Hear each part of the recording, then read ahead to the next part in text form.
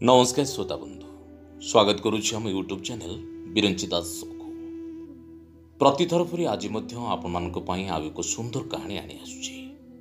आज कहानी टी रचना करिसेंती गाल्पिका अध्यापिका दमंती षडंगी।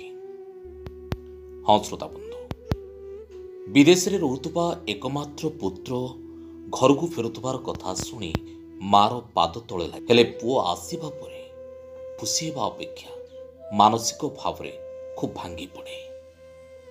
आधुनिकतार खोलपा मध्य आगू जीवार प्रतियोगितार पड़ी मशगुल आजिर उच्च शिक्षित पुअर परिवर्तित चलनी कहानी एक नुआ अनुभव आनी देछि। तेबे एक नुआ सकाळर संधान थिबा बाप मांकर काहेकि मन जंत्रणार छटपट होई उठिला जानिबा पई कहानीटी शेष जाए शुणा अनुरोध। तेबे आज कहानीर शीर्षक अपेक्षा एक नुआ सकाळर।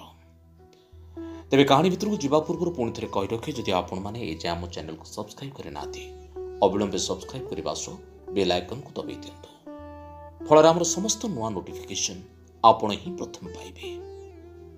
तेबे आज कहानीर शीर्षक अपेक्षा एक नुआ सकाळर। हाथ में मोबाइल फोनटा धरी लसर पसर हुई रोसई घर बाहर बारंडा को धाई आसिले मानसी देवी। बाहर बारंडारे खबर कागज पृष्ठार आखि बुलाउथिले महेश बाबू। हेटी शुणुच, आम मनु फोन करिछि, से आर सप्ताह घर को आसुछि। खुशी रे आत्महरा होई उठुथिले मानसी। आखि दुईटा आनंद उज्जवल होई उठुतला। दीर्घ 7 वर्षर व्यवधान पर पुओ मनोज कानाडारू घर को फेरुछि। एते वर्ष हला से जेउ दिनटी को चातक परी चाहि बसिथिले, शेषरे से दिनटी आसी उपनीत। खुशी रे आत्महरा मानसी देवी को गोड़ तले लागुनी आज। तांको नयन वितुला एते वर्ष पर घर को फेरुछि। ता पसंद नापसंद अनुसार तांको एबेठारु सब जोगाड़ जंत्र करबाको पड़िबो। बयसर अपराह्न निया लगा आंठुगंटी पीड़ा पाई से आउ जल्दी जल्दी किछि काम भी करि पारु नाथि।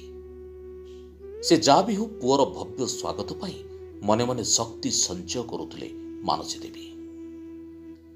किंतु महेश बाबू को गंभीर मुखमंडल को देखिले विशेष किछि फरक पड़िबा परी प्रतीयमान हेउनथला। से थिले स्थिर, निश्चल और असंभव भावरे नीरव। पत्नी को उत्कंठा, आकुलता, व्याकुलता को देखी मने मने दीर्घश्वास छाड़ुथिले केवल। जाहेले भी से तो जने मां, आउ से किपरि जानिबे तांको कुलनंदन किपरि पाश्चात्य सभ्यतार उबुडुबु होई पुड़ीबाकू बसिलेଣି। खाली सेतिकी नुहे, स्वार्थपरतार खोलपा भितरे बंची बंची एबे अणनिश्वासी होई गलाणी।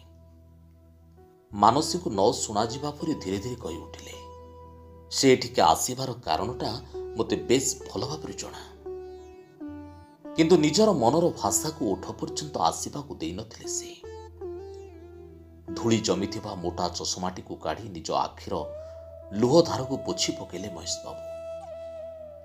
ए मनोज तांको कुल प्रदीप, नयन पितुला।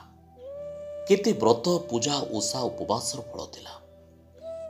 छोटिया तेजराती दोकानटी थिला तांकर। अवश्य निजर कठिन परिश्रम सत्कर्म पाई ताहा एबे निजर काय विस्तार करि चलिछि। निजर सारा जीवनर परिश्रमर पुंजी मनोजर लालन पालन और शिक्षा दीक्षार विनियोग करथिले। से कौनसी प्रकार अभाव असुविधा नथिला तांको भाई। गाँव रे प्राथमिक हाईस्कूल शिक्षा समाप्त पर कटक सहर रे कॉलेज पाठपढ़ा आउ शेष राउरकेलार कृतित्वर सह इंजीनियरिंग पास करिथिला। से सफलतार आउ पादे आगे गला जेतेबेले बेंगलोर एक नामकरा कंपानी रे ताकू नियुक्ति मिलिला। खुशी रे गोड़ तले लागु नथला उभय महेश बाबू और मानसींकर। से खुशी किंतु थिला क्षणस्थायी। बापा मां को इच्छा विरुद्ध जाए निजर एक सहकर्मी तेलुगु झील को निजर जीवन साथी रूपे बाछिनेला मनोज को कष्ट न देबा पाई उभय महेश बाबू और मानसी निज इच्छा विरुद्ध से विवाह योगदान करथिले। सेठी पहुंच मनोजर परिवर्तित रूप, आचार विचार, व्यवहार बाबद सम्यक अवगत होइथिले महेश बाबू। किंतु मानसी मातृ हृदय से सबकिछि अनुभव करि पार नथिला। मनोज निजको एक टंका तैयारी मेसीन ने परिणत कर सारी। ତା ପାଇଁ ବାପା ମା ଗାଁ ଭୂଇଁର କୌଣସି ମୂଲ୍ୟ ନଥିଲା। କିଛି ମାସ ପରେ କମ୍ପାନୀ ତରଫରୁ କାନାଡା ଯିବାର ପ୍ରସ୍ତାବକୁ ହାତଛଡ଼ା କରିନଥିଲା ମନୋଜ। କାନାଡା ଯିବା ପୂର୍ବରୁ ଅବଶ୍ୟ ଫୋନ କରି ଖବରଟା ଜଣାଇ ଦେଇଥିଲା। ଘରକୁ ଆସି ଦେଖା କରି ଯିବାକୁ ବୋଧହୁଏ ତା ପାଖରେ ସମୟ ନଥିଲା ଅବା ମାନସିକତା ନଥିଲା। ଖୁବ୍ କାନ୍ଦିଥିଲେ ମାନସୀ। ମହେଶ ବାବୁଙ୍କ ପିତୃ ହୃଦୟ ଯଦିଓ ବିଳପି ଉଠିଥିଲା, କିନ୍ତୁ ମାନସୀଙ୍କ ସମ୍ମୁଖରେ ନିଜକୁ ଜଣେ ଶକ୍ତିଶାଳୀ ପିତା ହେବାର ଅଭିନୟ କରୁଥିଲେ। ନିଜ ହୃଦୟର କଷ୍ଟକୁ ଚାପି ରଖି ପତ୍ନୀ ମାନସୀଙ୍କୁ ଆଶ୍ୱାସନାର ବାଣୀ ଶୁଣାଉଥିଲେ। କାନାଡା ଯିବା ପରେ କେବେ କେମିତି ପୁଅ ପାଖରୁ ଫୋନ କଲଟି ଆସେ, ସେ ପୁଣି 2 ମାସ 3 ମାସର ବ୍ୟବଧାନରେ। ତଥାପି ସବୁଦିନ ସେଇ ଫୋନ କଲଟିକୁ ଚାତକ ପରି ଚାହିଁ ବସିଥାନ୍ତି ମାନସୀ। ବେଳେବେଳେ ଖୁବ୍ ମନ ଦୁଃଖ ବି କରନ୍ତି, ଆଉ ବେଳେବେଳେ ନିଜକୁ ନିଜେ ବୁଝେଇ ଦିଅନ୍ତି। ତେବେ ଏଇ କିଛି ଦିନ ପୂର୍ବରୁ ମନୋଜ ବ୍ୟକ୍ତିଗତ ଭାବରେ ବାପା ମହେଶ ବାବୁଙ୍କୁ ଫୋନ କରିଥିଲା। ଟିକେ ଅବଶ୍ୟ ଆଶ୍ଚର୍ଯ୍ୟ ଲାଗିଥିଲା ତାଙ୍କୁ। କାରଣଟା ସ୍ପଷ୍ଟ ଥିଲା। ମନୋଜ ସେପଟୁ ଚୁପ୍ ଚୁପ୍ ଧୀର ଗଳାରେ କହୁଥିଲା, ତାର କିଛି ଶତ୍ରୁ ତାକୁ ମିଥ୍ୟା ଅଭିଯୋଗରେ ଫସେଇ ଦେଇଛନ୍ତି, ଯାହାଫଳରେ ତାର ଚାକିରି ଚାଲିଯାଇଛି। କମ୍ପାନୀ ତାକୁ ବହିଷ୍କାର କରିଛି। ଖାଲି ସେତିକି ନୁହେଁ, କମ୍ପାନୀର କ୍ଷତିପୂରଣ ବାବଦକୁ ତାକୁ 1 ମାସ ମଧ୍ୟରେ 50 ଲକ୍ଷ ଟଙ୍କା ପୈଠ କରିବାକୁ ଆଦେଶ ମିଳିଛି। ଅନ୍ୟଥା ତାକୁ ଜେଲ ଦଣ୍ଡ ମଧ୍ୟ ହୋଇଯାଇପାରେ। ତା ପାଖରେ ବର୍ତ୍ତମାନ ଏତେ ଟଙ୍କା ନାହିଁ। ସେ ବହୁଆଡୁ ଚେଷ୍ଟା କରି ନିରାଶ ହେଲାଣି। ତେଣୁ ତାର 50 ଲକ୍ଷ ଟଙ୍କା ନିହାତି ଦରକାର। କଥା ଶେଷ ବେଳକୁ ସେପଟୁ ମନୋଜର କାନ୍ଦଣା ସ୍ୱର ମଧ୍ୟ ଶୁଣାଯାଉଥିଲା। ସବୁ ଶୁଣିସାରିବା ପରେ ମହେଶ ବାବୁ କେବଳ ପଦେ କଥା କହିଲେ, ଟଙ୍କା ନେବାକୁ ହେଲେ ତୋତେ ଘରକୁ ଆସି ପ୍ରଥମେ ମାନସୀଙ୍କୁ ଦେଖା କରିବାକୁ ପଡ଼ିବ। ବାସ୍, ପୁଅ ଆସିବ। ଏହି ପଦକ କଥା ଶୁଣିବା ପରେ ଆଜି ପତ୍ନୀଙ୍କ ଆଖିରେ ଖୁସିର ଝଲକ ଟିକେ ସେ ଦେଖିବାକୁ ପାଇଛନ୍ତି। ହଠାତ୍ ବାହାରେ କାର ହର୍ନ ଶୁଣାଗଲା।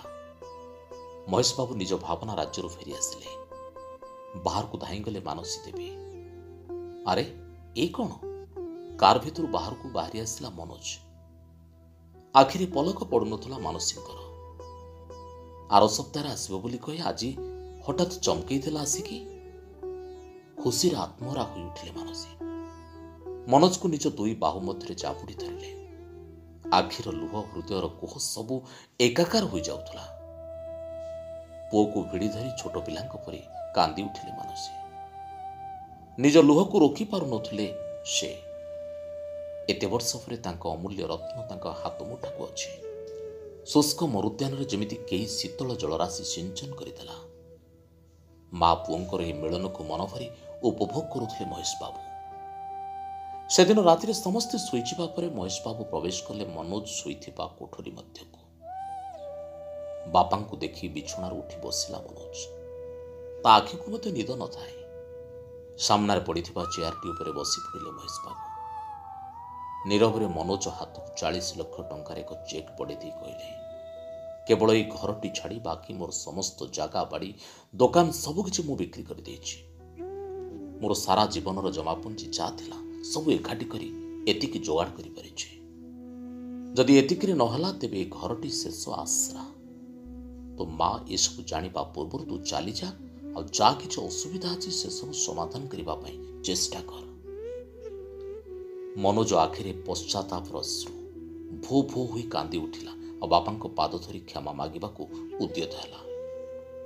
କିନ୍ତୁ ମହେଶ ବାବୁ 2 ପାଉଣ୍ଡ ପଛକୁ ଘୁଞ୍ଚି ଆସିଲେ ଆଉ କହିଲେ, ମନେ ରଖ, ଜୀବନରେ ପ୍ରତିଟି ମୁହୂର୍ତ୍ତରେ ପରିବର୍ତ୍ତନର ସୁଯୋଗ ଥାଏ। ସମୟ ସହିତ ତାଳ ଦେଇ ଚାଲିବା ଏବଂ ନିଜକୁ ପରିବର୍ତ୍ତନ କରିବା ହିଁ ଜୀବନ। ଆଉ ଗୋଟିଏ କଥା ମନେ ରଖିବୁ, ଦୁନିଆର ସବୁଠୁ ଭାରି ଜିନିଷ ହେଉଛି ନିଜର ଇଜ୍ଜତ, ଯାହା ଥରେ ତଳେ ପଡ଼ିଗଲେ ଆଉ ଉପରକୁ ଉଠିବା କଷ୍ଟ ହୋଇଥାଏ। ମୁଁ ଭାବୁଛି ତୁ ମୋ କଥା ବୁଝିପାରୁଥିବୁ। ମୁଁ ଅପେକ୍ଷା କରିଛି ତୋ ଜୀବନରେ ଏକ ନୂତନ ସକାଳକୁ। ମୋତେ ନିରାଶ କରିବୁନି। ଏତିକି କହି ଝଡ଼ ବେଗରେ ବାହାରକୁ ବାହାରିଗଲେ ମହେଶ ବାବୁ। ଆଉ ଅଧିକ ସମୟ ରହିଥିଲେ ବୋଧହୁଏ ତାଙ୍କ ଆଖିର ଟଳମଳ ଲୁହ ମନୋଜ ସାମ୍ନାରେ ଧରା ପଡ଼ି ଯାଇଥାନ୍ତା। ପରଦିନ ସକାଳୁ ସକାଳୁ ମାନସିକ ଉଚ୍ଚ କ୍ରନ୍ଦନ ସ୍ୱର ଶୁଣି ନିଦ ଭାଙ୍ଗିଗଲା ମହେଶ ବାବୁଙ୍କର। ଅଗଣାକୁ ଯାଇ ଦେଖନ୍ତି ମନୋଜ ଯିବାକୁ ବାହାରିଛି, ଆଉ ତାକୁ ଭିଡ଼ି ଧରି ବାୟାଣୀଙ୍କ ପରି କାନ୍ଦୁଛନ୍ତି ମାନସୀ। ମହେଶ ବାବୁଙ୍କୁ ଦେଖି ପାଖକୁ ଧାଇଁ ଆସି ନେଉରା ହୋଇ କହିଲେ, ଦେଖ ନା, କାଲି ଆସିଲା ଆଉ ଆଜି କ'ଣ ଜରୁରୀ କାମ ଅଛି ବୋଲି ଯିବାକୁ ବାହାରିଲାଣି। ତୁମେ ତାକୁ କୁହ ସେ ଆଉ କିଛି ଦିନ ଆମ ପାଖରେ ରହିବ। ମନୋଜର ନୀରବ ଆଖିକୁ ଦେଖି ସବୁ ବୁଝିପାରୁଥିଲେ ମହେଶ ବାବୁ। ଆଖିର ଇଙ୍ଗିତରେ ସେ ମନୋଜକୁ ଯିବା ପାଇଁ ଅନୁମତି ଦେଇଦେଲେ। ବାପା ମାଙ୍କ ଆଶୀର୍ବାଦ ନେଇ ମନୋଜ ଯାଇ ବସି ପଡ଼ିଲା ଗାଡ଼ି ଭିତରେ। ଦୁଃଖରେ ମ୍ରିୟମାଣ ମାନସୀଙ୍କୁ ନିଜ ବାହୁମତିରେ ଜାବୁଡ଼ି ଧରି କହିଉଠିଲେ ମହେଶ ବାବୁ, ମନ ଦୁଃଖ କରନି। ଏବେ ଯିଏ ଗଲା ସେ ଜଣେ ଅଜଣା ଅନାହୁତ ଅତିଥି ଥିଲା, କିନ୍ତୁ ଆଉ କିଛି ଦିନ ପରେ ଯିଏ ଫେରିବ ସେ ତମ ପୁଅ, ଆମ ଦୁଇ ଜଣଙ୍କର ପୁଅ ମନୁ। ମୁଁ ତମକୁ କଥା ଦେଉଛି, ମୋତେ ବିଶ୍ୱାସ କର, ଆଉ କିଛି ଦିନ ଅପେକ୍ଷା କର, ଏକ ନୂତନ ସକାଳ ଆସିବ। ମହେଶ ବାବୁଙ୍କ ସ୍ୱରରେ ଏକ ପ୍ରକାର କାରୁଣ୍ୟର ସ୍ପର୍ଶ ଭରି ରହିଥିଲା। ସ୍ୱାମୀଙ୍କ ମୁହଁକୁ ଟିକେ ମୁହଁ ଉଠାଇ ଚାହିଁଲେ ମାନସୀ। ଆଉ କ'ଣ ବୁଝିଲେ କେଜାଣି, ନିଜ ମଥାଟିକୁ ସ୍ୱାମୀଙ୍କ ଛାତି ଉପରେ ଥୋଇଦେଇ ସତେ ଯେମିତି ଅପେକ୍ଷା କରୁଥିଲେ ଏକ ନୂତନ ସକାଳକୁ।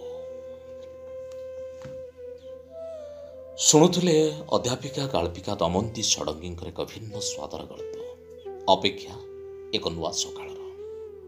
ହଁ ଶ୍ରୋତା ବନ୍ଧୁ, ମାନସୀ ଦେବୀ ଆଉ ମହେଶ ବାବୁଙ୍କର ଏକୋଇର ବାଳା ମନୁ ବିଦେଶରୁ ଫେରୁଥିବା କଥା ଶୁଣି ଆତ୍ମହରା ହେବା ପରିବର୍ତ୍ତେ ଦୁଃଖରେ ଭାଙ୍ଗି ପଡ଼ିଥିଲେ ମା ମାନସୀ। ମନୁର ଆର୍ଥିକ ସମସ୍ୟା ପାଇଁ ବାପାଙ୍କଠାରୁ 50 ଲକ୍ଷ ଟଙ୍କାର ସହାୟତା ପାଇଁ ପ୍ରସ୍ତାବ ଆଉ ଅଗତ୍ୟା ଘରକୁ ବିଦେଶରୁ ପ୍ରତ୍ୟାବର୍ତ୍ତନ। ମାନସୀ ସିନା ବୁଝିପାରିଲା ନାହିଁ, ହେଲେ ମହେଶ ବାବୁ ସବୁ ବୁଝିଥିଲେ। ମନୁ ପୁଣି ଦିନକ ପରେ ବିଦେଶ ଫେରିଯିବାକୁ ନେଇ ଉଦ୍ୟତ ହେବା ବେଳେ ମାନସୀର ବୁକୁଫଟା କ୍ରନ୍ଦନକୁ ସାନ୍ତ୍ୱନା ଦେଇ ମହେଶ ବାବୁ କହୁଥିଲେ, ଏ ଆମ ମନୁ ନୁହେଁ, ଏ ଥିଲା ଜଣେ ଅନାହୁତ ଅତିଥିର ଆଗମନ, ଆଉ ଆଗକୁ ଯିଏ ଆସିବ ସେ ହେଉଛି ଆମର ମନୁ। ହଁ ଶ୍ରୋତା ବନ୍ଧୁ, ଆଧୁନିକତାର ବଳୟରେ ପେଶୀ ହୋଇ ଅଧିକ ଅର୍ଥ ରୋଜଗାର ପାଇଁ ପାଗଳ ଆଜିର ଯୁବପିଢ଼ି କିପରି ମନୁ ଭଳି ସମସ୍ୟାରେ ଛନ୍ଦି ହୋଇ ପଡ଼ୁଛନ୍ତି, ଏ କାହାଣୀ ତାର ଏକ ଜ୍ୱଳନ୍ତ ଉଦାହରଣ। ତଥାପି ସବୁ ନକାରାତ୍ମକ ସ୍ଥିତିରେ ବି ଆମକୁ ଅପେକ୍ଷା କରିବାକୁ ପଡ଼ିବ ଏକ ନୂଆ ସକାଳକୁ। ଆଶା କାହାଣୀଟି ଆପଣମାନଙ୍କୁ ନିଶ୍ଚିତ ଭଲ ଲାଗିଥିବ। ଯଦି ଭଲ ଲାଗିଥାଏ ତେବେ ଆମ ଚ୍ୟାନେଲକୁ ଲାଇକ୍, ସେୟାର, କମେଣ୍ଟ ଆଉ ସବସ୍କ୍ରାଇବ୍ କରିବାକୁ ଆଦୌ ଭୁଲିବେନି। ମୁଁ ପୁଣି ଆସିବି ଆସନ୍ତା ସପ୍ତାହରେ ଆଉ ଏକ ସୁନ୍ଦର କାହାଣୀ ନେଇ। ସେ ଯାଏ ରହୁଛି, ନମସ୍କାର।